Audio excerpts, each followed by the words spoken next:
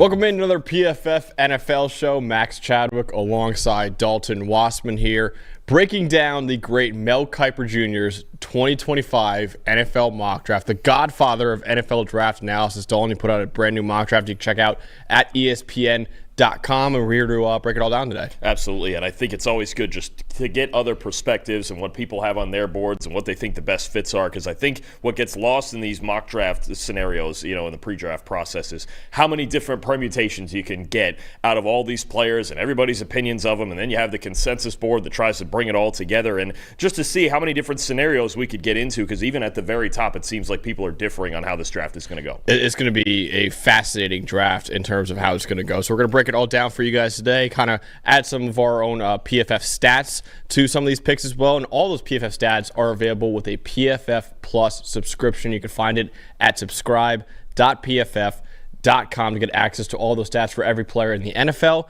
and every player in college football as well, and get access to all of our best betting tools with the Super Bowl coming up and the PFF mock draft simulator. If you want to do your own mock draft that you want us to break down, maybe we could do that later on in another show. So make a PFF mock draft using the mock draft simulator today at subscribe.pff.com. All right, let's start off with the number one overall pick, Dalton. That is the Tennessee Titans, and they take Cam Ward, the quarterback from Miami. What do you I think it's kind of a obvious pick right there. I don't think there's anything too crazy about that. No, I think, for as much smoke as there's been about, them talking about maybe not passing on a generational talent, whether it could be, a Travis Hunter or even an Abdul Carter, I think it just feels like they have to take a quarterback, right? They were last in the league in passing grade last year. Clearly, Will Levis is not their franchise guy. There's not a ton of free agent options on the market unless they go and sign somebody like a Sam Darnold. I think for the Titans not to take a quarterback here, I would be relatively shocked. Again, do I lean towards Shedeur over Cam? Sure, but I could see the case for either. I think it just feels like at the end of the day, I think the Titans are going to end up taking a quarterback, whichever one that may be, and if Cam is their selection, then so be it. Yeah, I think Cam Ward makes a lot of sense right there at number one overall, and I think he's got a little bit of a higher ceiling than Shedeur. I'm with you. I think I might actually have Shedeur Sanders as my QB1 in the NFL draft as well, but I completely understand Cam Ward going number one overall. Number two overall, Shedeur Sanders' teammate, Travis Hunter, goes to the Cleveland Browns. I think it's something that you and I have talked about before, Dalton, in that, Cleveland does not have the infrastructure to support a rookie quarterback. So even though they need one, and between Cam Ward and Shedeur Sanders, and they have the number two overall pick, it's probably better to pass on a quarterback this year, take the best player available, and then next year potentially a guy like Arch Manning with guys like Drew Aller or anyone else in that class that looks a little bit better right now. Then you try to maybe see if you can get your franchise quarterback. Yeah, in a scenario without any trades, which this is one of those, I think the Browns just go best player available without it being a quarterback. As you mentioned it, I think, if you put Shedeur Sanders in that situation, I'm not sure how he or any other rookie quarterback is going to succeed. And B, there's also the factor of, we have Shedeur Sanders and the Deion Sanders situation, and maybe they pick and choose where they want to go. And especially in this scenario, it kind of feels like the Giants are a preferred destination the way he's been acting lately. But I think for the Browns, optimally for me, I would probably trade out of this pick and down to maybe, say, 6 with the Raiders or 7 with the Jets. If there's a team looking to get up and get Shedeur Sanders that needs a franchise quarterback. But I think if I'm the Browns, I'm in the business of collecting draft assets. If not, Travis Hunter, we have him as the number one player on the board. He's special at receiver and at corner. Maybe you try him at both, and you just try to build this roster for the long term. If Cleveland was going to play him at one with him kind of moonlighting at another, what do you think he'd be doing for Cleveland? Man, I would be tempted to think he might play receiver for what they need both. Their secondary was not good this season. Jerry Jeudy was their only real viable wide receiver this season. You know me. I'm in the boat that Travis Hunter. I think you let him try to do both at maybe about an 80% clip, right? Obviously, you got to get him a few reps off here and there, but and that's going to depend on that might lay into their situation as far as what do they think he can be? Do they think they're just getting the best corner in the draft and maybe a guy who they can have fun with that receiver? Does that really help them that much? Again, I would probably trade out of this pick. In this scenario, Hunter's the best player on the board, and a team has to have a good plan for him depending on if they want him to play receiver or play corner and what percentage of each. Yeah, I think, you look at Travis Hunter and what he's been this year, and he's been the best football player in college football. Deserved the Heisman Trophy, absolutely. I think there is an argument, though, for Abdul Carter with the whole Myles Garrett trade scenario looming. So I think that's definitely another option as well. But I can't argue with Travis Hunter. I think he's the best football player in the draft. And for the Cleveland Browns that just need good football players, taking the best one in the draft is certainly a wise thing to do at number 2 overall. Number 3 overall, not a shocking pick either. Shedeur Sanders to the New York Giants. This is a guy that we've mocked to the Giants, I think, endlessly in our own mock drafts. The Giants simply need to take a quarterback, right? With John Mara, the owner, we're telling the media that Joe Shane and Brian Daboll are essentially on their last legs in New York, and they need to find the quarterback of the future. They absolutely need to find something at quarterback because John Mara is run out of patience. He's not going to wait another year to find a franchise quarterback. So I think either even trade up to number 2 maybe is an option, but I think Shedeur Sanders or Cam Ward is almost a must for the Giants at number 3. Yeah, you mentioned it. I think it's entirely possible that they trade up to 2 just to secure this pick, right? And the Browns would feel good about moving down to 1 spot and still getting their pick between Hunter or Carter or anybody else they might want. But no, I mean, Shedeur, again, functional passer in the pocket, really accurate, sees defense as well. And look, the Giants just need something, right? They're a team that's been struggling at quarterback for a darn near 10 years now because you had the decline of Eli Manning and then the whiff on Daniel Jones, and this year it was just pretty much a disaster. So they have to come out of this with a quarterback, or this first round is going to feel like a failure for them. Absolutely. Number 4 overall, New England Patriots. They have a quarterback in Drake May, and they're going with Abdul Carter, the edge rusher from Penn State, who was phenomenal this past year, the most valuable edge rusher in the nation according to our wins above average metric. His first year playing on the edge as well after playing linebacker for Penn State in his first 2 years of college football. And you get Mike Vrabel in there as the head coach. Obviously, he's going to be a defensive-heavy head coach. You got to surround Drake May with talent, obviously, at receiver and at the offensive line. So Tedder McMillan or maybe an offensive lineman would be an option here at number 4, but I kind of do love the pairing of Abdul Carter and Keon White as your edge rushers of the future. I think it's a really, really fun pairing and could help that New England pass rush a lot. It's an interesting decision at this point with Hunter off the board because I think if Hunter was on the board, it would absolutely be him. And I think you'd see him play a good chunk both ways, especially at receiver. They need help for Drake May on offense, and I think New England's a team that we may not know their draft intentions until after the bulk of free agency because they have the most cap space in football. So how much can they fix the offensive line in free agency? Are they going to be the team that can win the bidding for T. Higgins, or even a Chris Godwin, or hell, they have enough money maybe for both? I think that's when we're going to really know their intentions. If they can get a lot of this offense fixed in free agency, then we start thinking about, okay, maybe they could go with a defensive player like Carter. So I think it's a reasonable scenario. I would prioritize Drake May first and everything surrounding the offense because it was so bad last year. But I could see this. If you're going with the guy who's just the best player left on the board, Abdul Carter is probably it. Would you say Tedder McMillan would be your pick then at number 4 overall if you're making a selection? Right this minute, not knowing that if I have a number 1 receiver or not with the T. Higgins bidding still to come, I probably would. Or even I could make the case for a Will Campbell or a Kelvin Banks this high for as bad as they need pass protection, but I could see it any which way. And again, I think we're going to know a lot more about New England in about 6 weeks. Yeah. Number 5 overall, the Jacksonville Jaguars, a pick that you and I have also done endlessly in our own mock drafts, Dalton. Mason Graham, the defensive tackle from Michigan, going to Jacksonville, just forming a ridiculous defensive line in Jacksonville with Josh Hines-Allen, Trayvon Walker, Eric Armstead at D-tackle as well, and then you get Mason Graham, who, in my opinion, is up there with like the Jalen Carters and the Quinton Williams is like the best defensive tackle prospects in recent memory. Mason Graham is up there, man. He has been elite all 3 of his years at Michigan. And I think, you said it before, he's probably the safest player in this draft. A lot like Joe Alt last year. It was like, this guy's just been great his entire career at Notre Dame. Mason Graham's kind of the same thing right now. I would say maybe outside of Travis Hunter and maybe Ashton Jinty, Mason Graham's the guy I'm like, this guy is going to be a really damn good football player in the NFL. I don't see too much bust potential with him. You mentioned it. I think those are the 3 best players in this draft are Hunter, Jenny, and Graham.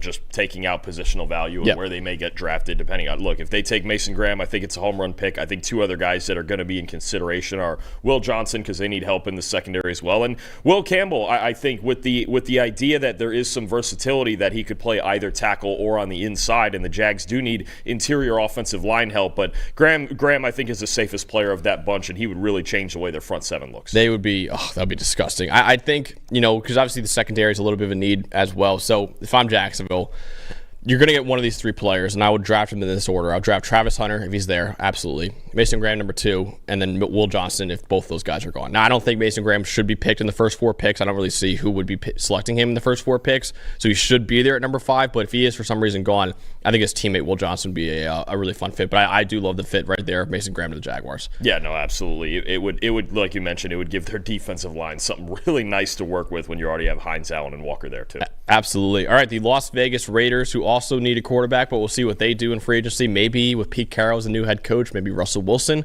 goes back to reunite with him down there in Las Vegas. They select Tedero McMillan, the wide receiver from Arizona. You and I both think he's probably a top 5 player in this draft. He was maybe the best receiver in college football this past year, or at least up there. He's been phenomenal. And Dalton, a stat that I love about Tedero McMillan, so obviously he's 6'5". He's a freak X receiver, right? Leads the nation in contested catches over the last 2 years. That's not surprising. He was second in the country with 29 broken tackles after the catch. As a 6'5" receiver, the only receiver in the nation with more broken tackles after the catch this past year, Luther Burden III. And that's his trump card, right? That's not Tedero McMillan's trump card. So he's just a complete wide receiver prospect. You've made the lofty comparisons before to a Mike Evans. And for a Raiders team that lost Devontae Adams, where they traded him away to the Jets, getting a guy like Tedero McMillan as your new number 1 X receiver alongside a guy like Jacoby Myers, but you can play in the slot a little bit.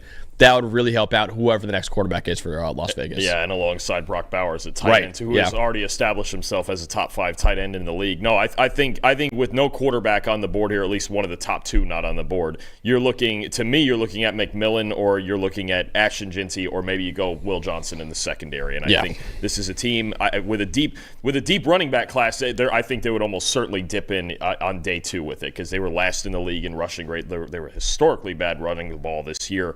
But I think McMillan fills that need that's left by the void of Devontae Adams, where you have him. Jacoby Myers are really good, too. You have Brock Bowers at tight end moving all over the formation. You still have Michael Mayer as a second tight end. I think now you're talking about, okay, there's a base of weapons, and even if they can't get their franchise quarterback in this draft, you mentioned it, there's a possibility about Russell Wilson. Maybe they even get in on a Sam Darnold sweepstakes.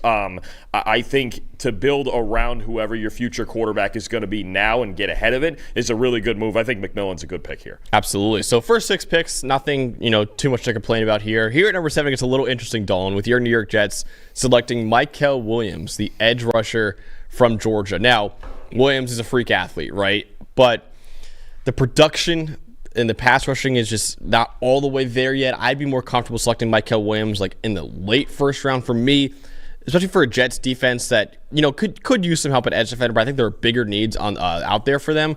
I don't know if I love this pick for the Jets here, number 7. I don't either. I think especially when you're talking about off the edge, and I know you had guys who were injured, but you're talking about you still have Jermaine Johnson, you still have Will McDonald out there on the edge, and I think if you could get Mason Graham, and he fell to this spot, I think you absolutely take him, right? But otherwise, if I'm looking at this scenario and Graham's off the board and we're not getting a quarterback, I would look at Will Johnson, and I would consider Malachi Starks as well. They don't have anything great at safety. What about Tyler Warren? What do you think about him? Tyler Warren's something I would think about too, because Tyler Conklin's been okay, but Warren's a complete prospect at tackle. I actually do think Warren is a top 8 player in this draft, and it just depends how high you want to take a tight end. And of course, we had this same argument with Brock Bowers last year, where it's like he was clearly one of the 8 best players in this draft, and he also fell to what, 14, 15? I think taking out positional value, I would probably argue Brock Bowers was the best player in last year's draft. I thought he's the greatest tight end we've ever seen in college football. You could make an argument. I'll tell you what, Bowers did it for 3 years. Warren did it for 1. I think there's a few other players I would consider here before Mykel Williams. Now, the idea is you do get a high ceiling player who's a really good run defender, and the Jets' run defense really let them down this past year. That was the biggest problem with their defense, was their defensive line and their run defense. So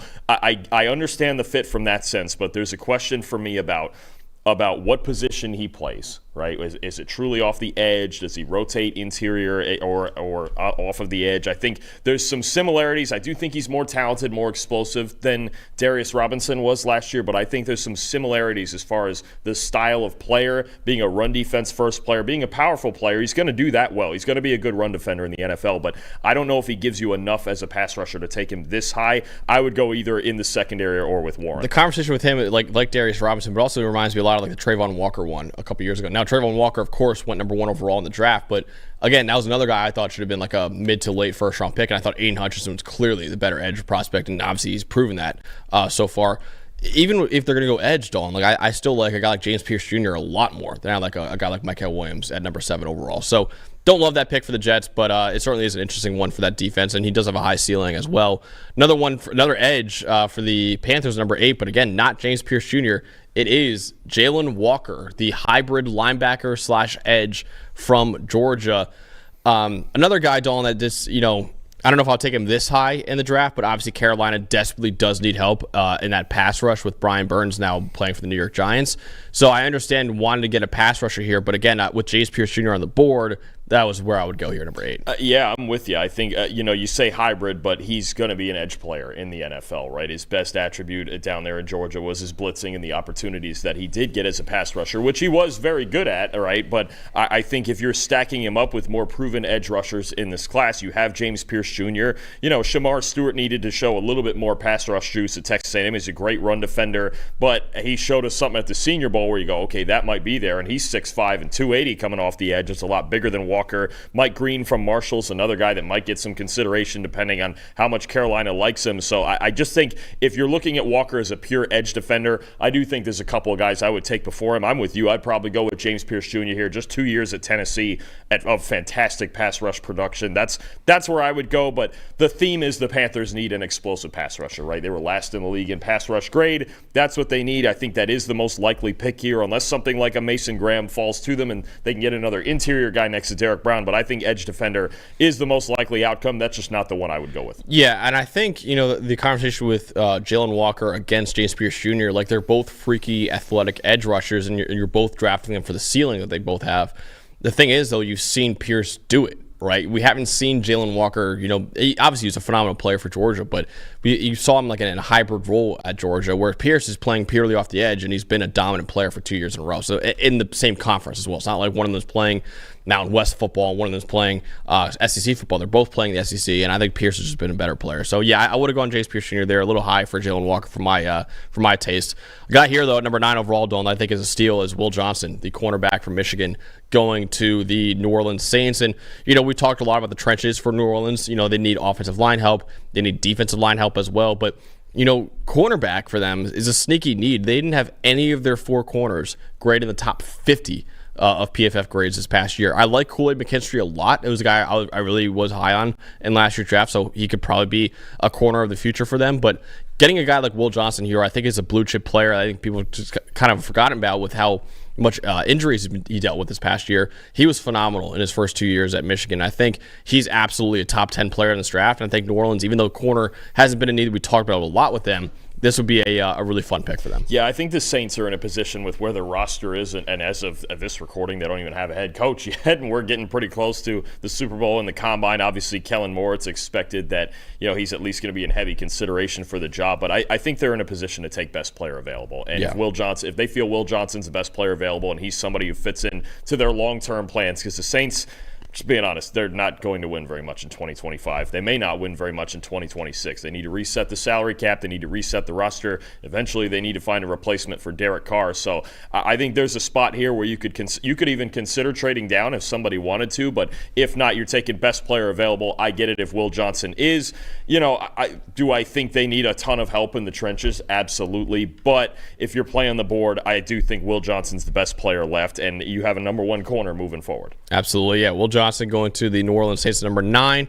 And another pick we've done a lot, Dalton, to the Chicago Bears, number 10. Will Campbell, the offensive lineman from LSU, going to the Bears. Now, you and I think, both agree that Kelvin Banks Jr. is the best offensive lineman in the draft, but for the Chicago Bears, who need probably more help on the interior, I like the fit of Will Campbell playing on the interior for the Bears more than I would like Kelvin Banks Jr. playing on the interior for the Bears. So I love this pick a lot for the Bears, and it makes a lot of sense for him to play either guard or center for them. Between those two guys, I think it's extremely close. I mean, microscopically close. And I think if somebody had Campbell as their best offensive lineman, I've got no issue. And I think where I'm at with Banks is I think Banks is the higher ceiling tackle, but Campbell gives you more options, like you just mentioned, and the Bears need options. So when you talk about maybe does he stay at tackle or move somebody or move into guard, or do they move somebody else? How many moving pieces do they have? What do they fill in free agency? They may be in on somebody like Trey Smith. Can Will Campbell play center? It's something we've never seen him do before. But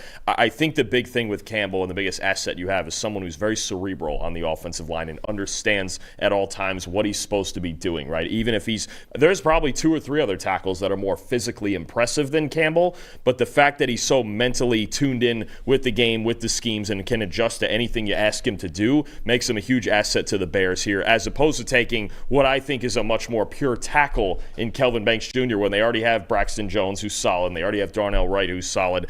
I think Campbell's more likely to move inside than Banks, and I think it's a better fit for the Bears, like you mentioned. Yeah, and I think Ben Johnson, obviously, with what he's had in Detroit with one of the best offensive lines in football, it makes a lot of sense he wants to build up that offensive line for Caleb Williams and, help out in the interior especially, right? So that makes a lot of sense for the Bears at number 10. We're going to go over the rest of this first-round mock draft in just a second, but first, we got to talk about DraftKings. Have you played Pick 6 from DraftKings yet? Well, what are you waiting for? You better get on it. The Super Bowl is here, and time is running out. As the official daily fantasy sports partner of the NFL, DraftKings does fantasy sports like nobody else.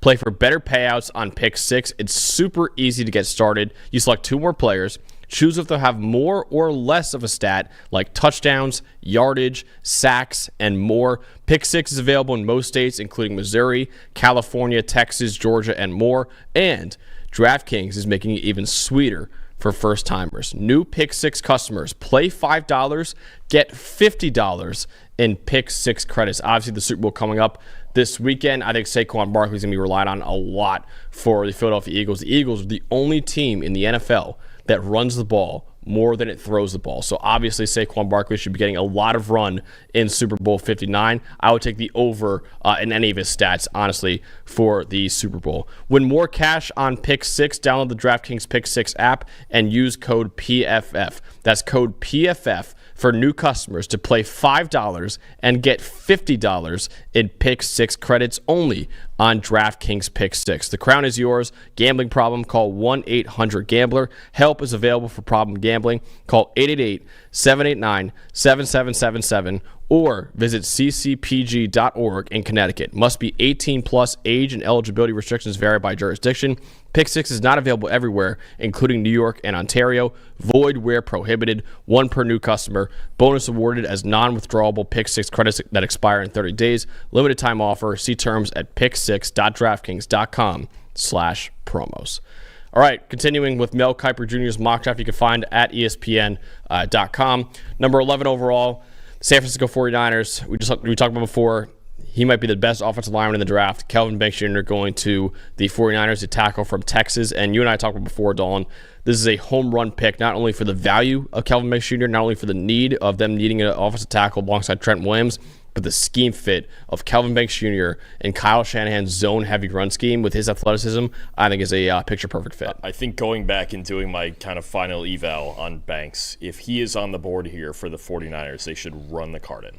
I think if they want to sustain long-term success, assuming they're going to sign Brock Purdy to a massive extension, I think this is the pick you make. You can put him at right tackle. Eventually, when Trent Williams retires, unless he plays till he's 50, because he's still that good, you can slide him over to the left side at that point. But you mentioned it. The fit in this scheme, which is essentially the same that they ran down at Texas under Steve Sarkisian, he's just about mastered it, honestly. I mean, there's obviously all these little fundamental things you could tweak. He's got to work on picking up stunts, and sometimes he goes for kill shots like we mentioned. But I think in the same mold of a Trent Williams, that's the style of player that Kelvin Banks could be. I think it's a home run pick. I think if they want to sustain being in contention for a long time with Brock Purdy making all this money, you need cornerstone offensive linemen like this. I think Kelvin Banks is absolutely perfect. I would not turn in the card for anybody else other than Kelvin Banks if he's on the board for San Francisco. He is a phenomenal talent, obviously. He's been an incredible player. He was the most valuable power forward tackle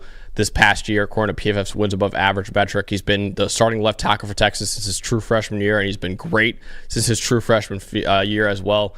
Yeah, I love this fit in San Francisco. And the other thing I love about Kelvin Banks Jr., I mean, he's played a lot of tough competition this year, right? He played Georgia, he played Clemson, played a lot of other great defensive lines in college football this year, and he had like an 85-plus grade against like all those top defensive lines. So like he is just a phenomenal talent. I thought he was maybe the best offensive lineman that we had in college football this past year, or at least up there. So I love this pick for San Francisco at number 11 overall. Number 12 overall, the Dallas Cowboys.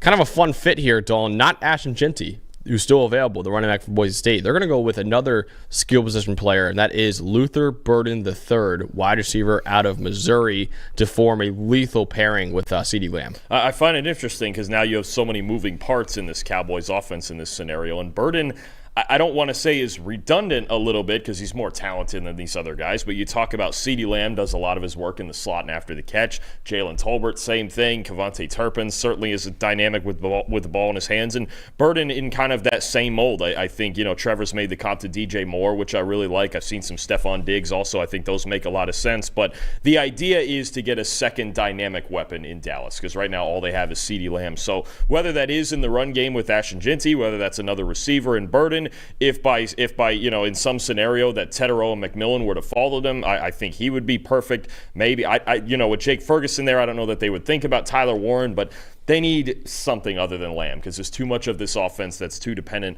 on CeeDee Lamb as the singular threat that really scares you. I think Burden, when you talk about the ease of access to yardage that you have with Luther Burden, right? Just throw him a screen and he's going to make something happen after the catch. He's a running back with the ball in his hands, honestly, and he's got blazing speed. I think he's someone who could make Dak Prescott's life a lot easier. I do see the case. It would be interesting in their receiving core with such a lack of size, but he's super talented. The down year that he had this year at Missouri was really about other factors, especially the quarterback play. I think that's going to be the theme is, can they just find something to get the double coverage off CeeDee Lamb, and Burden is a guy who could do that. Absolutely. Yeah, his after-the-catch ability is outstanding. He's such a good player after the catch, a lot like CeeDee Lamb was coming out of Oklahoma as well. So that could be a really fun pairing with CeeDee Lamb. And Mel Kiper even says in his blurb about this pick, he said, yes, Ashton Jeanty's the obvious pick here, but I think they're going to fit that in free agency. Now, I don't really know how many great running backs are available in free agency. It's certainly not as loaded as last year's free agency class. I don't know how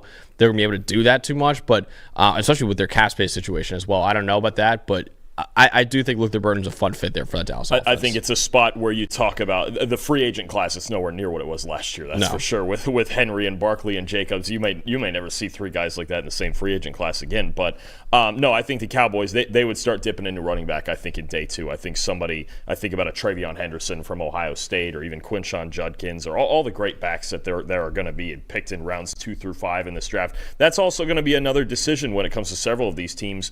Maybe or maybe not taking Ashton Jeanty is how deep this running back class is and what they could get later without the expense of having to sacrifice another position to take Jeanty in the first round. Yeah, just looking at the top free agent running backs with our free agency rankings available at PFF.com. If you want to check it out, we have top 100 free agents with contract projections for all of them as well.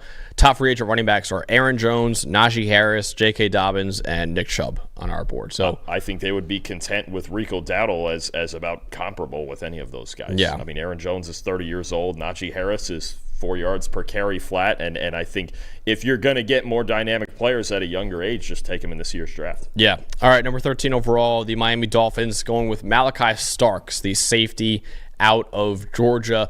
Makes a lot of sense when you look at Miami and what they have this offseason because Javon Holland and Jordan Poyer, the starting safeties, both of them are free agents. Javon Holland should be getting a contract around $20 million a year. So maybe if Miami doesn't want to pay that kind of money to a safety, they can restart the clock with a rookie contract with a guy like Malachi Starks, who is a top 10 player on the PFF big board right now, and I think would fit a pretty big need in Miami. Yeah, two big needs I think he fills there. As you're talking about a team that was 25th in coverage grade this season, and it was ugly. Even a down year from Holland, and the whole unit just didn't look like they had an identity, or and they weren't aggressive enough either. And they were tied for the worst tackling grade in the league too. And Starks is a really good tackler, so I think it fills an obvious need. You mentioned it with Holland. If they lose him in free agency, then you're talking about a hole at safety along with some others they have. Offensive line would be the other consideration. This is the second team where I think about if Kelvin Banks were on the board, you sprint the card in because of that same scheme and Banks' talents in that scheme. I think Armand Membu might be a guy that they would think about in a similar scheme coming out of Missouri.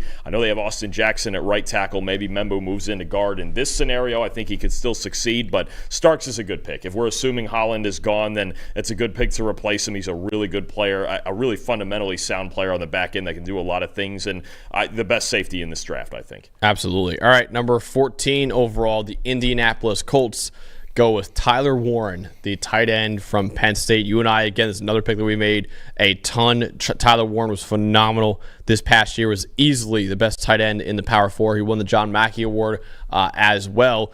And for the Colts, you want to surround Anthony Richardson with as much talent as humanly possible. They already have one of the best O-lines in the league. They already have, obviously, Michael Pittman Jr., Josh Downs is there as well. Getting him a top-tier tight end like Tyler Warren and figuring out in year 3 whether or not Anthony Richardson can be your franchise quarterback is probably at the top of their priorities for the 2025 season. Absolutely, because, look, if you have that offensive line, Jonathan Taylor, Michael Pittman, Josh Downs, Alec Pierce, Tyler Warren, whatever else Shane Steichen's got behind those guys, if you can't play quarterback with all of that, then you just can't do it, right? Yeah. I mean, how much better could they set up a young kid to play in Tyler Warren and Shane Steichen's system? I think that's something we can just dream about right now. With everything that Steichen sets up for players to make plays after the catch, and with what Tyler Warren did this year with the ball in his hands, breaking tackles, taking screens and playing even wildcat quarterback, just get the ball in his hands. I think there's so many tight ends in recent years. Every year it feels like, you get those kind of lazy comps every year, and every single year it's, this guy is George Kittle. This guy is George Kittle.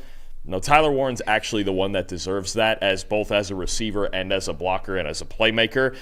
We finally have one where that kind of makes sense, and if someone says it, I'll go, okay, fine. This time I'll let you get away with it. He's incredible. I think he established himself as tight end 1 in this draft, and I think he'd be a perfect fit for Steichen's offense. Which is incredible considering we have another first-round tight end, in my opinion, in Colston Loveland. And the fact that Tyler Warren overtook him when everyone thought Colston Loveland was the easy tight end 1 going into the year just says a lot about how incredible a year Tyler Warren had for the Nittany Lions this past year.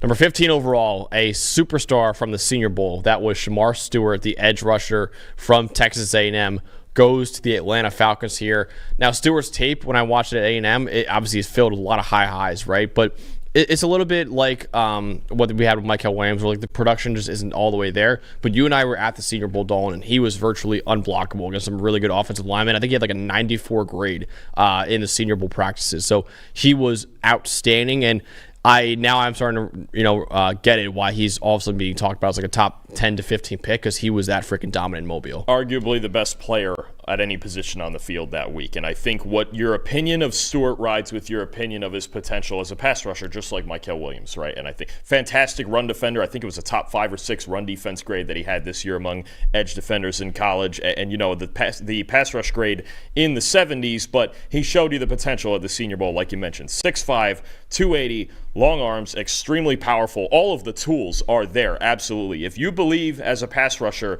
you can develop him into that type of top-tier player, then you take him here for Atlanta at 15. I know there's other options. We have Mike Green still on the board.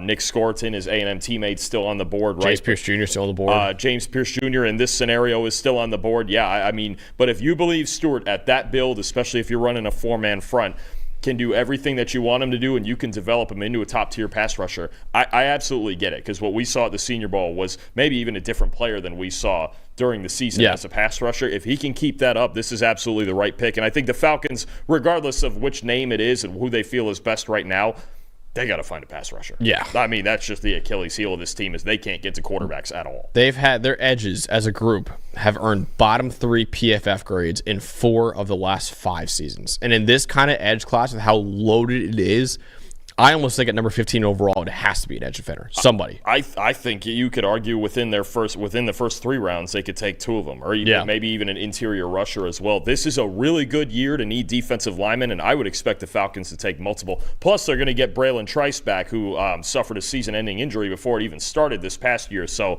you could see if they do this right, they could really beef up this pass rush and finally get out of that bottom 3 that you just mentioned. They drafted Rook Ororo as well. They got him. Brandon Dorlus, remember, they drafted as well, but they need to get a top tier guy. And I think at number 15 overall in this kind of edge class, that would be really smart for them to take somebody at number 15 overall. And Shamar Stewart would certainly fit that bill. Number 16 overall, the Arizona Cardinals going with Tyler Booker, the offensive guard from Alabama. Really good pass blocker. As a run blocker, I don't know if there's some things I don't really love with him. He's really big. I think in the gap scheme, he'd be really good, but in his zone scheme, I don't think Tyler Booker would fit all that well. So this is a little high, in my opinion, for Tyler Booker, but Arizona's obviously trying to beef up that offensive line. I think a right tackle make a lot of sense as well, But Tyler Booker, they're just trying to protect Kyler Murray at all costs. Yeah, the 2 picks here, I think if we're going this route for me for Arizona, you could go with Booker, and I think their run schemes would fit him a little better. They get very downhill the way they run things with James Conner. I think Drew Petzing's done a really nice job of developing this run game, especially this year. So I could see it. The Cardinals guards generally are very average this year. They had Will Hernandez in there, Evan Brown, who's a free agent. So I could see the case for Booker. I could see the case for him in this scheme. You mentioned the other option here to me, again, might be Armand Membu as a right tackle. And maybe Josh Connerly to move over to right tackle. I think offensive line seems to be a theme here, and they got to continue to get better in the trenches. I could see an edge rusher too. Maybe this is a spot for James Pierce Jr. or Mike Green because they still need some help off the edge. But I think this Cardinals team continuing to get better in the trenches, which we know is what Jonathan Gannon wants to do. He came from Philadelphia. That's what they did over there. I think they're going to do that in some fashion. And Booker, look, do I think maybe it's a little bit of a reach? Sure. But if you feel like that's your guy and you feel like he's going to be one of the better guards in the league and he's going to plug and play, at left guard right next to Paris Johnson, it's not a bad pairing to have on that side of the ball, right? And Johnson's starting to become a dominant player in his own right. So building in the trenches is the theme for the Cardinals. In this scenario, they go offensive. I'm not going to argue with it too much because I do think Booker is a better scheme fit for Arizona than some other teams here on the board. Yeah, I definitely agree. Number 17 overall, Cincinnati Bengals, Jahad Campbell, the linebacker from Alabama. So we had a linebacker before in Jalen Walker, but he's more of an edge rusher. Jahad Campbell's our first true linebacker going in this mock draft. I don't know if I would take a true linebacker anywhere in the first round of this draft. I think with some pass rushers available for Cincinnati, like a James Pierce Jr. or a Walter Nolan even, something like that, that can make a lot of sense at number 17 overall. So again, a pick that I don't necessarily love, but Cincinnati's got to improve that defense pretty much everywhere, and I think Jahad Campbell would help out a lot in that linebacker room. He would, and then it would bring into questions maybe somebody like Jermaine Pratt and his status on the roster too. And now we've got questions about even Trey Hendrickson when you're talking about he wants either an extension or a trade from what it sounds like. So they're going to have to figure that situation out. But they have needs all over the place on defense, like you mentioned. And did they come on a little bit down the stretch? A little, but not quite enough to obviously get into the postseason.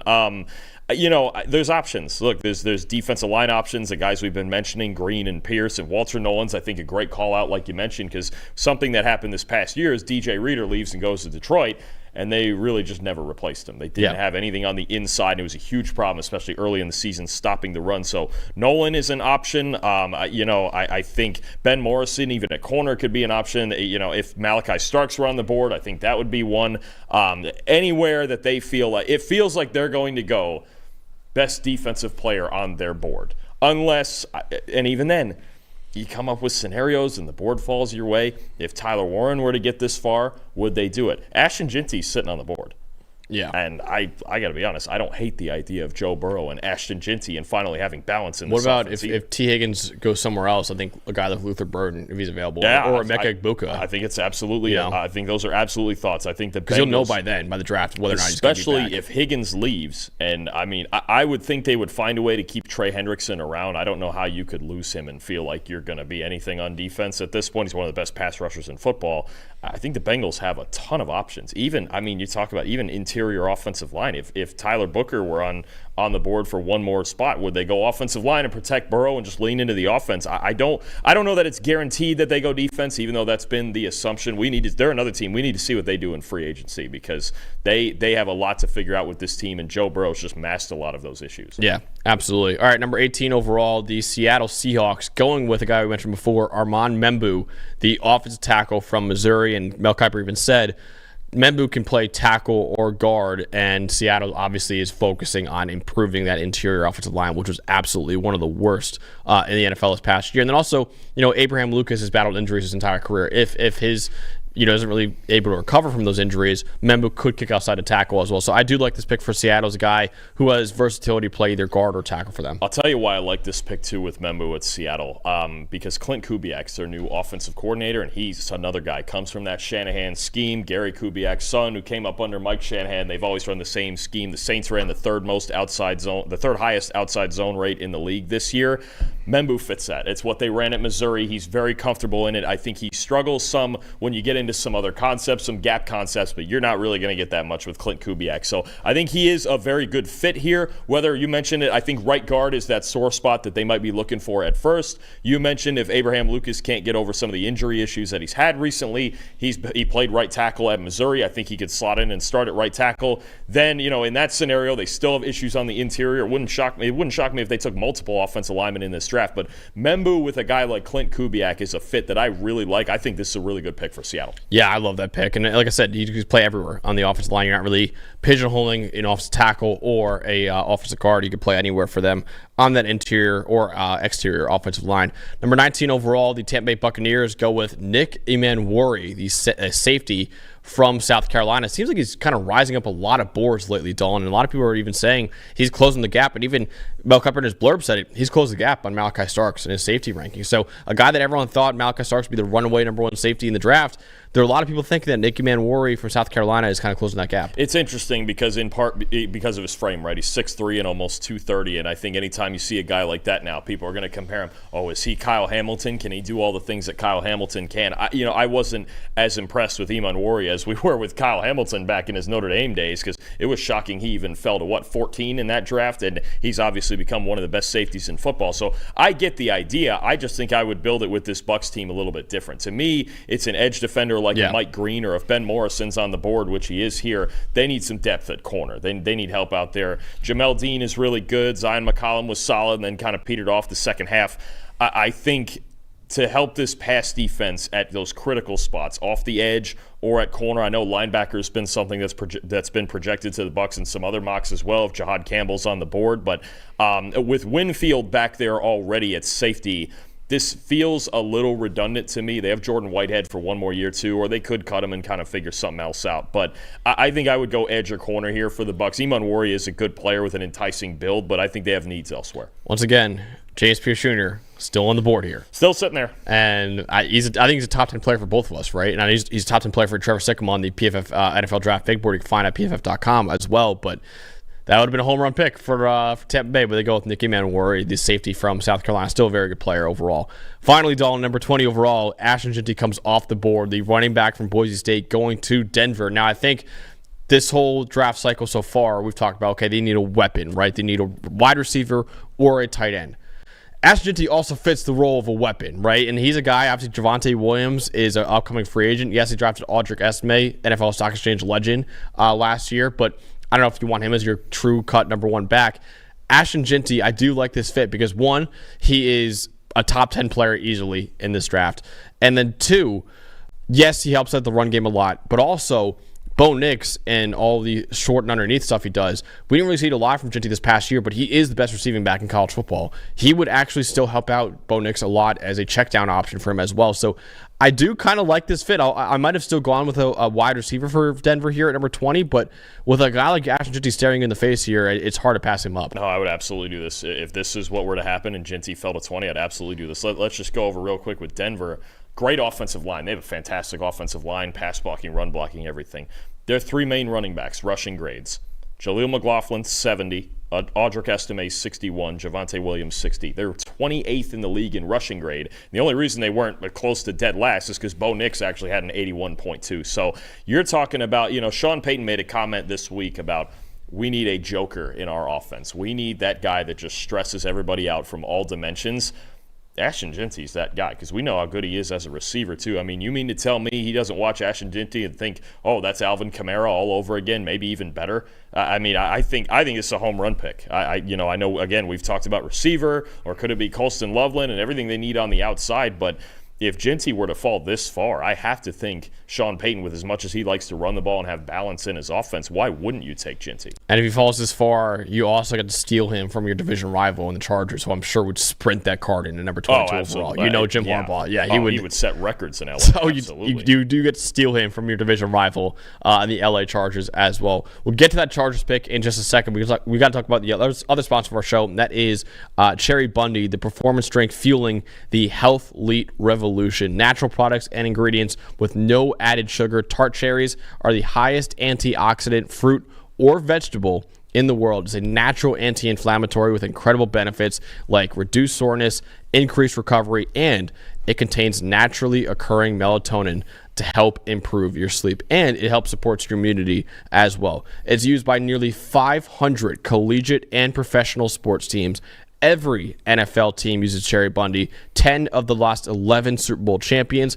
Every team playing in Europe or Brazil this year has had Cherry Bundy with them. All but one Power 4 football team has used Cherry Bundy, and every college football and basketball national champion since 2007 has used Cherry Bundy as well. Their products are available on Amazon, cherrybundy.com, and at retailers nationwide, including Publix and Kroger. And if you want 20% off, use code PFF20 off all orders at cherrybundy.com. Again, code PFF20 for 20% off all orders at cherrybundy.com.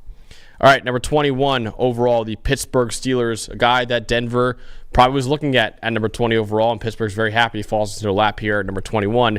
That is Emeka Egbuka, the wide receiver from Ohio State. Mel Kiper even points out the last time the Steelers took a receiver in the first round was Santonio Holmes back in 2006. It has been a long time since Pittsburgh has addressed receiver, because obviously Pittsburgh has done a great job of finding gems later on in the draft, right? Antonio Brown was a 6th round pick. Emmanuel Sanders was a later pick as well. Mike Wallace, even I think about him, he was a later pick. So they did a great job of finding receivers later. George Pickens was a 2nd round pick. But with a guy like Emeka Egbuka here, and you want to surround whoever your next quarterback is with as much talent as possible, I think this is a home run pick for the Steelers. As high a floor as any receiver in this draft. Fundamentally sound route runner, great hands, great in tight spaces. I think adds a dimension to the Steelers' passing game that they did not have this season. Their offense was way too reliant on just chucking up go balls to George Pickens and then trying to move the ball 3 yards at a time in between. I think he's a guy who maybe he won't be the best, top-end receiver in this draft. Maybe 1,700 yards is off the table for him, but I think he's a reliable chain mover and as easy to project as a wide receiver too as anybody in this draft. Super high floor, super reliable. I think just adds that in-between dimension that the Steelers need. Problem is they just need to figure out the quarterback situation now. I don't know if it'll be Russell Wilson, Justin Fields, somebody else, but to get Emeka Egbuka in there, I think makes whoever their quarterback is better. He's just a phenomenal football player. And again, I'm with you. I don't know if he'll ever be a number 1 receiver in the NFL, but I can tell you he's going to be a damn good number 2 receiver. I mean, he just gets open at will. He's good after the catch, which has really kind of emerged this past year as well. I mean, he just gets it, man. And I love Emeka Egbuka, and I think he's absolutely worth a first-round pick. And I think there's a pretty clear cutoff between the top 4 receivers in the draft, between Tedder McMillan, Travis Hunter, Luther Burden III, and Emeka Egbuka. Those 4, and then everyone else, in my opinion. I think there's a pretty clear drop between those 4 and everyone else. So, love the pick for the Steelers, number 21 overall. Another pick I love here, number 22 overall, Dalton, with the Chargers taking Colston Loveland, the tight end from Michigan. Yes, he played for Jim Harbaugh at Michigan. There's a built-in connection there. But also the reason why I love it, Jim Harbaugh loves tight ends. He utilizes tight ends so much from his time at Michigan, from his time back with Stanford. You remember those days as well. And then, of course, in his time in the NFL with the San Francisco 49ers with Vernon Davis.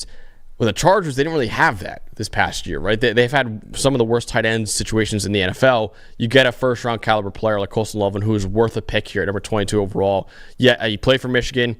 So obviously the connection there, but also he fits a major need for Jim Harbaugh, and obviously at a position that he covets very much. Look, the Chargers were 19th in receiving grade this season, and that was heavily carried by Ladd McConkey. You talk about Will Dissly, their starting tight end, at a 68 receiving grade, and they just don't have enough dynamic threats right now aside from Ladd McConkey, and that's going to be the theme here. So I think part of the decision that goes between Loveland and maybe a wide receiver, let's say a Matt Golden from Texas, is the depth of the receiver position in this draft versus the depth of the tight end position. Now, not that there's not depth at tight end in this draft. There's probably 6 or 7 other really good players who they could go with, but Colston Loveland's on that different level. And when you have an opportunity to get a guy that's on a different level, a Tyler Warren or a Colston Loveland, you take that chance because the receiver is probably 5 through 15 are all of pretty close to similar talent level, right? I mean, and I think he feels like, again, like he did, it's the same decision he made with McConkey last year where it was, do we take Joe Alt or Malik Neighbors? What do we feel like about the offensive tackle depth versus the receiver depth? Okay, we'll take the tackle first. There's going to be receivers early in the second round. They took McConkey. They got 2 stars out of it. So I think it's a decision that will be made in a similar light, but I think Loveland's a home run pick here for them. He makes their offense so much more dynamic because when you look at Jim Harbaugh, saw, and when you look at Greg Roman and the way he's always run offenses, always had great tight ends, and Loveland, I think, is going to be one of them. And I think the Chargers do a great job of, like I said, of not being short-sighted when they're doing the draft, right? Because obviously there are a lot of people who say, well, Malik Neighbors is a better player. Why don't you just take him? It was like, okay, well, like you said, we could find a really good receiver on day 2, and they did that. These picks, especially first-round picks, being that there's so many other dependent variables later on, these picks are not made in a vacuum, right? And those types of decisions, look, we can sit, even if it was Ibuka still on the board and it was Loveland versus Ibuka, the same decision would apply is, do we think we can get a player like Loveland later on, let's say on day 2, or do we think we could get someone of similar production to Ibuka on day 2? And I think the latter is more likely, right? When you talk about second-round options, if they want another slot receiver like a Restrepo, if they want Jaden Higgins, if they want Jack Besh from TCU, I think you could convince yourself you could get similar production. I have a hard time convincing myself I'm going to get similar production from Loveland as I would, say, someone later, I don't know, like a Mitchell Evans or somebody like that, or even, who knows what a Harold Fannett could be. I know what Colston Loveland is. He's better by far than the rest of the tight ends. I'm taking him here. Yeah, there's a huge drop-off between Colston Loveland, tight end 2, and tight end 3, whoever tight end 3 is in the draft. So, yeah, I'm with you there. Number 23 overall, another kind of steal, I think, here for the Packers, Mike Green, the edge rusher from Marshall, going to Green Bay, who could use help at edge defender. Obviously, Mike Green was phenomenal at Marshall this past year. He was the highest graded edge rusher in the country, the only edge in the nation with 90-plus grades as a pass rusher and run defender. But, of course, I know a lot of you might say, okay, we played at Marshall, we played in the Sun Belt. Went out the Senior Bowl, and he was dominant at the Senior Bowl as well. So Marshall gets a first-round pick, and a really fun stat that Mel Kiper put here in his blurb, Dalton. The last time Marshall player went in the first round was Byron Leftwich, going number 7 overall back in 2003. The only other 2 who were first-round picks, Chad Pennington, Jets legend, and Randy Moss were the other 2 players as well. So some really good players there. Byron Leftwich, Chad Pennington, and Randy Moss, the only Marshall first-round picks of all time. Mike Green should join that list this year. And Pennington and Moss playing together down there at Marshall at that time. Just an incredible time they had down there. But, no, I think this is a great pick for the Packers. When you consider their highest pass rush grade on the defensive line was Devontae Wyatt at 71.4. When they send 4, they did not have enough juice in the pass rush to beat good teams this year. I mean, they took Lucas Van Ness, last year, 2 years ago, 2023. Yeah. That really hasn't worked out. Rashawn Gary's really slowed down in part because of the injuries he's had in the past. They just have not been able to find that consistently dominant edge defender who can give him an explosive presence off the edge. When they got home this year, it was because Jeff Hafley was blitzing guys like Edgerrin Cooper, who's great at linebacker. They need a pass rusher like this, and I think the 2 options for me here would be a pass rusher, or if they feel good about a receiver. Now there's some talk about we need a number 1 receiver. Josh Jacobs making some comments lately, which I don't disagree with, honestly. I think those are your 2 options with Ibuka off the board. Maybe they think about a Matt Golden or someone like that, but I'm not sure even then that's a number 1 type receiver. An edge rusher would help their defensive line, would really round out some things on the defensive line. Yeah, I love that pick there for Green Bay. Number 23 overall. Another pick I love here, number 24 overall for the Minnesota Vikings, Benjamin Morrison, the cornerback from Notre Dame. Obviously, with all 3 of their starters, Stephon Gilmore, Shaq Griffin, and Byron Murphy, all of them are free agents, so they got to figure out what they're going to do with that secondary. Getting a guy like Ben Morrison, who obviously coming off a hip injury, so medicals are going to be huge for him. But if medicals check out, I think this is easily a top 20 player in this draft. And for a massive need in Minnesota like corner, I think he would fit a pretty big need there. And I think, a lot of people are kind of forgetting about Ben Morrison right now, just how good he was in his true freshman and true sophomore years because of the hip injury this past year. A lot like Will Johnson as well, who had battled a lot of injuries this year. Those 2 are still lockdown corners and still easily top 20 players, in my opinion. Statistically, just as good as Johnson during his time at Notre Dame. And I think, when I say I think the 3rd best cornerback in this draft behind Hunter and Johnson, it's not that far off. Morrison was fantastic anytime he played down there at Notre Dame. And I think a big theme here to fit in with Brian Flores is the amount of man coverage they played at Notre Dame and how good Morrison was in it, and the amount of man coverage that Brian Flores usually wants to play in Minnesota and in any of his defenses. So I think it's a perfect fit. If you're looking for a talented corner who can play one-on-one, I think he's got very much the same skill set as Kamari Lassiter for the Texans, who maybe went a little too low, dropping to the 2nd round in Houston last year, and in another year, maybe even in this year, he could have been a first-round pick as a sound man-to-man corner. I think Morrison has a similar skill set and a perfect fit in Minnesota. Absolutely. So, yeah, he's obviously medicals are going to be huge for him coming off the hip injury. Another guy whose medicals are going to be huge, Josh Simmons, the offensive tackle from Ohio State, going to Houston here at number 25 overall. I believe he tore his ACL in that game against Oregon.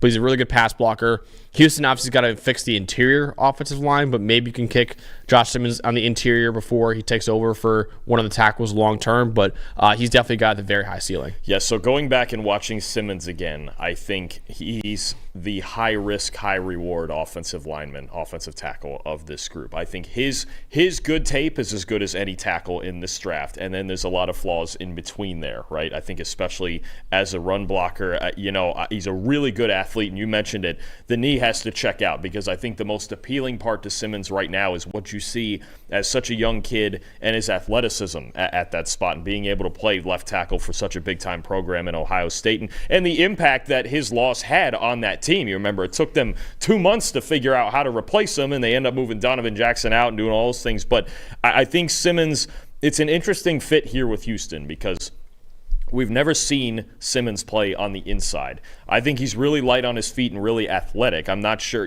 there's times when he gets really powerful on the second level, but can he be on the first level on top of coming off the knee injury? If it works, it'll really work because he's a young kid and he's really athletic. And again, his good tape is as good as anybody in this offensive line class. It is. I think there are safer picks to make here. If you're taking a home run swing on an offensive lineman, it's Josh Simmons, and the Texans, maybe they feel that. Maybe they need to take a home run swing. Maybe they're going to move him inside to guard or maybe put him at right tackle where he played at San Diego State before Ohio State. There's a lot of – I think he's kind of that – you say the term sometimes, that ball of clay. Yeah. I think he's kind of like that at offensive line. I think it is a high-risk, high-reward pick, but the Texans do need to find a way to protect C.J. Stroud. And if they feel like because of his talent level this is the guy they need to take, then so be it. He's a top 15 player on the PFF big board right now. I probably wouldn't put him that high on my own personal big board, but he is a phenomenally talented player. So I think that would be a good pick for Houston that needs to fix that offensive line there at number 25 overall. Another offensive lineman at number 26 overall for the L.A. Rams, taking Josh Connolly Jr.,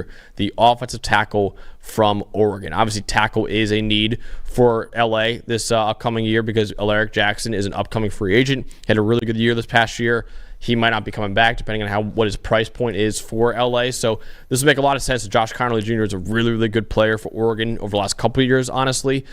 He was pretty solid at the Senior Bowl as well. I like Josh Connolly here to the Rams here. I think this is a safe pick. I think Connolly is a pretty easily projectable, at least B to B plus left tackle, and a guy who would immediately start if Jackson were to leave in free agency, or if they were to find a way to keep him and maybe replace Rob Havenstein at right tackle. You can move Connolly over, but I think Connolly is just really, really solid. I think he's a good scheme fit any way that coaches want to use him. I don't think it's like say Membu or even Banks where you can clearly see there's an advantage to having him in his own scheme. I think he can play in any scheme, really athletic pass protector. I think Connolly, if he's not going to be an all-pro type of guy, I think he's a plug-and-play starter. And at this spot at 26, I think there's huge value in that for the Rams, especially if they're going to lose a starting left tackle who really broke out well for them this year. I have him OT4 in the draft, even above Josh Simmons right now, only behind Kelvin Mix Jr., Will Campbell, and Armand Membu. So I think Josh Connolly.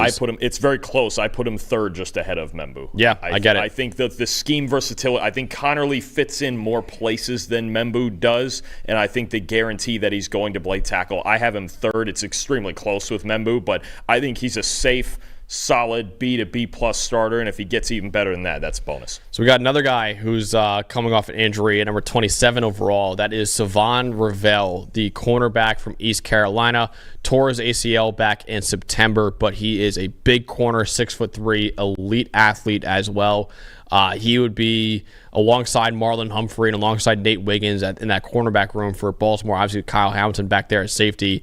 Just adding more talent in that secondary could be really fun for Baltimore. Not a lot of needs for Baltimore as of right now, but maybe a tackle could be one. But with Connerly and Simmons off the board, I think a guy like Savon Ravel could be a really, really fun pick. Boy, James Pierce Jr. would be a thought, too. Yes. I mean, he's still on the board, and we'll get to that in a minute. But Ravel, a really good press man corner, no question about that. I think the big thing here is they could either ease him in kind of like they did this year with Nate Wiggins, because Wiggins early in the year rotated in. He was playing behind Brandon Stevens, and they were figuring out the mix at cornerback that they needed. But you could ease him in. You could play more man coverage. And then the only other question I would have is if they feel like he's ready to start immediately coming off this injury is, does that mean Marlon Humphrey's just permanently a slot corner, and we're going to operate with Wiggins, Ravel, Humphrey, and then obviously Hamilton at safety, and assuming they re-sign Darius Washington, that too. That's the makings of a really good secondary, and I mean, to have two corners on the outside in 2 straight years in Wiggins and Ravel, who could maybe be at some point the most dynamic man coverage corner pair in the league, along with maybe Stingley and Lassiter in Houston, it's a talent play, and it's really something where you go, okay, if they have this lights-out secondary, they can figure out the pass rush maybe later in the draft or with other external options. But I get it. I think for a Ravens team that generally wants to be more aggressive on defense, it makes sense for him to be there. Definitely. My favorite pick of the entire mock draft right here, number 28 overall, Dalton. James Pierce Jr. finally off the board to the Detroit Lions, no less. This is as home run of a home run pick as you can get for Dan Campbell. They need edge rusher, right? They need someone opposite of Aiden Hutchinson, and you get a guy who, in my opinion, is a top 10 player in this draft in James Pierce Jr. I mentioned before, freak athlete, elite pass rushing production at Tennessee over the last 2 years, and the big thing with him, he was kind of an average run defender as a sophomore. He had an 84 run defense grade this past year. So he really improved as a run defender this past season. And like I said, he has been arguably the best pass rusher in college football over the last couple of years. Just how good and how productive he's been, how consistent he's been for Tennessee. So top 10 player in the draft at a position of need for Detroit, and he falls to hit them here at number 28 overall. This is a slam dunk pick for them. And this is under the assumption that they're not trading for Myles Garrett, at least not yet. But no, James Pierce would just be it would be perfect. I mean, if Pierce hits his potential, how would you block him? I think he was 3rd in pass rush win rate in 2023. He was 7th this past year among edge defenders. Led the year in pressure rate, led all the nation in pressure, I should say. Yeah, I mean, it's just he's an explosive, athletic pass rusher. Obviously, we'll have to adjust to run defense at the NFL level, but that got better at Tennessee this year. I would be surprised if he dropped this far, and if he fell to Detroit, I think it's another run the pick in. I mean, just. Him and Hutchinson, it's just a scary thought. I'm thinking about it now. I'm like, I don't know what you do with that. It feels like the Lions are very likely to go edge rusher here if they don't trade for Myles Garrett. But man, oh man, to get a guy of Pierce's caliber would just be awesome. And in a 3-4 defense as well, right? He fits that defense perfectly in Detroit. As a stand-up guy opposite of Hutchinson. Yeah, I mean, it's just it would. Good luck. That's all I would say. It's just good luck. It's perfect. And listen, they stole him from the team that beat them in the playoffs. The Washington Commanders, I'm sure, would also sprint the card in for James Pierce Jr., number 29 overall. Instead, they go with another edge rusher, though, Nick Scorton, the edge from Texas A&M. Had a little bit of a down year after what was a phenomenal sophomore season at Purdue, but he's still a really good run defender and still a really good pass rusher as well. I don't think Texas A&M necessarily used him in the best way this year. I know they played him a lot with his hand in the dirt, whereas at Purdue, he was phenomenal standing up. So I think Nick Scorton going to Washington, he's still a first-round caliber player. And that's another guy I think people are kind of forgetting about a little bit too much in this class. He's still a really good football player. No, the potential of Scorton is very high. I thought as a pass rusher when he was at Purdue, I was like, oh, that looks a lot like Jared Verse. And we know what Jared Verse is now. And the theme, too, with Scorton, just like all these Texas A&M guys, fantastic run defenders. I mean, no question about it. He's got the size. He's got the power to play. And when you're Washington, I don't think you're a team that with such needs at edge defender and at corner also especially, they just need talent in there, right? They were the second lowest graded defense in football this season. Bobby Wagner was really the only guy that played at a well above average level. So they're trying to figure out just how to get more young talent in there. Again, this is another team that could be in the Myles Garrett sweepstakes, but if not, I do think Scorton's a good pick that raises the floor on the defensive line. Definitely. Number 30 overall, the Buffalo Bills taking Maxwell Hairston, the cornerback out of Kentucky, here at number 30 overall. Probably the highest I've seen Hairston go in a mock draft yet, but Buffalo, obviously the second worst coverage grade in the NFL this past year, 37.7 team coverage grade. They need to fix that, a lot of things on their defense, honestly. So Harrison a little bit higher than I think I probably would have taken. Maybe the guy like Jahdae Barron would be a fun pick here at number 30 overall. But Harrison's a very talented football player, and I think he would fit a pretty big need in Buffalo because of how bad their secondary was this year. If you're going corner and Jahdae Barron was still on the board here, that's where I'm going. That's where I'm going. I think Trey Amos is also a consideration. He could be in this range. And they run a lot of zone coverage right in Buffalo too. Absolutely. So I mean, Barron would be the guy, and if you want to move him inside, outside, however you want to do that, I think it makes a lot of sense. Harrison with just a 66.1 coverage grade this year, dealt with some injuries, only played 7 games. He was very good in 2023. A solid showing at the Senior Bowl as well, but I don't think there's, especially over Barron, I don't think there's any way I would take him over Barron. That if Jahdae Barron, first of all, I'd be pretty shocked at this point if he was on the board at all at 30. He's a guy we haven't even mentioned before we got to this pick.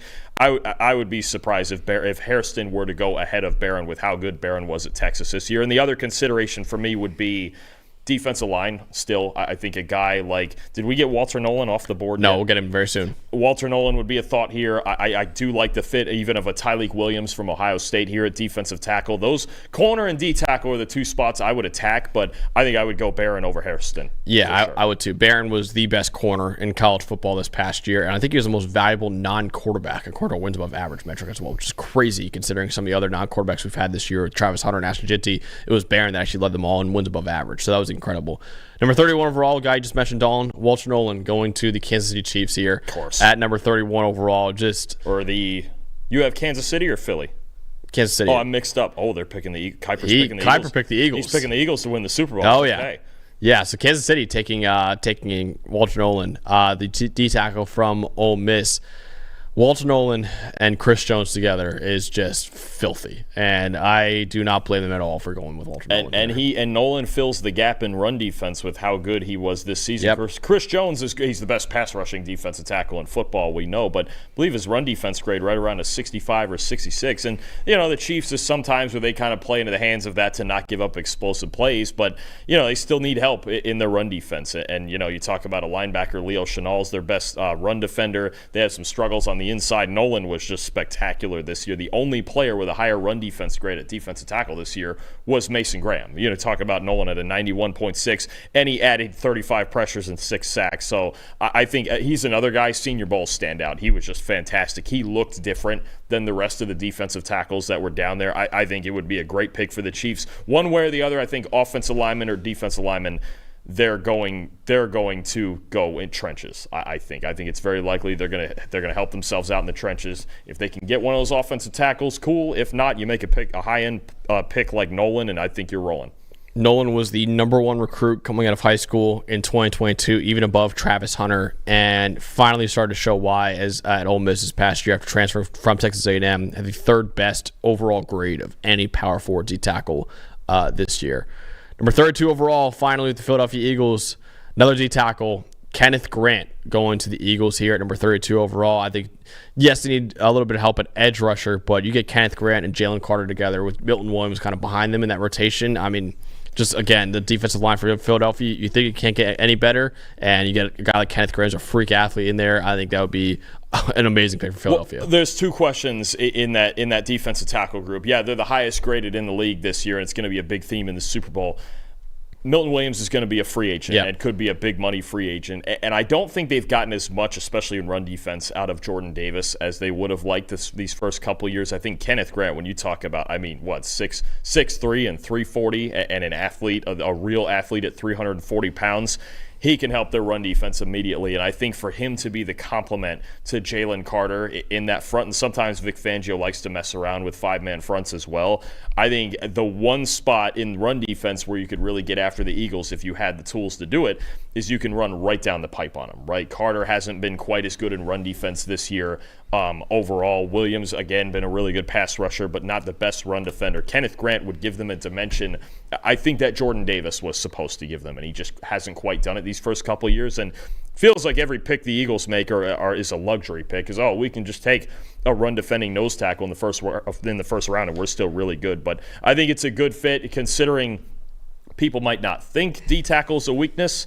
but it's a very narrow one when you go, okay, let's make our run defense even better than it is right now. It's just incredible the work they keep doing in Philly. The Eagles are the kings of making strengths even bigger strengths, and I think getting Kenneth Grant in there would be just amazing with him and Jalen Carter in there. He's one of 5 power forward D tackles of the last 2 years that has 80-plus grades as both a pass rusher and as a run defender as well. So love that pick for Philadelphia, and Howie Roseman does it again if he gets Kenneth Grant in the NFL draft. So that is Mel Kiper Jr.'s 2025 NFL mock draft. Again, check it out at ESPN.com. For our producers back there in Quinn and Eli, for Dalton Wasserman, I'm Max Chadwick, and we'll see you guys next time.